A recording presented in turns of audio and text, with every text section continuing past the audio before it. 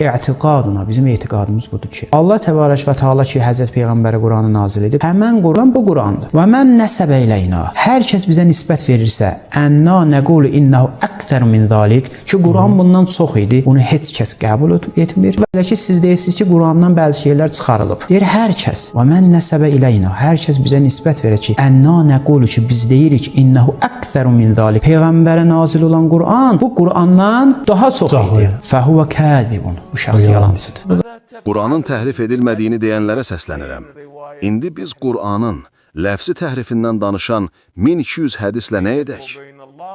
Bizim başqa bir dini mövzuda eyni şeydən danışan 1200-dən çox hədisimiz yoxdur. Hətta Qədirxum məsələsi haqqında belə bu qədər hədis yoxdur. Vəziyyət bu cür olduğu halda Quranın təhrif edilməsi məsələsinə inanmaqda sizə nə mane ola bilər ki? Niyə biz keçmiş alimlərimizdən olan Əllamə Şeyx Mühəddis Nurinin yolunu gedib Quranın təhrif edildiyinə inanmayaq? Bir halda ki, Quranın ləfsi təhrifə məruz qaldığını sübut edən hədislərin içindən 200 mötəbər hədis var. 200 mötəbər səhih hədis. 1, 2 və yaxud 10 yox. Ən azı 200 səhih hədis. Gedim Şeyx Hadi Mərifənin Əhmətullah əleyhin Quranın təhrifi kitabını açıb oxuyun. Şeyx özü orada deyir ki, 200 səhih sənədli hədis var ki, Quranın ləfsi təhrifini təsdiq edir. Belə halda biz susub qəbul etməkdən başqa heç nə edə bilmərik. İndi kim çıxıb nə deyə bilər? Şübhəsiz ki, zikri biz nazil etdik.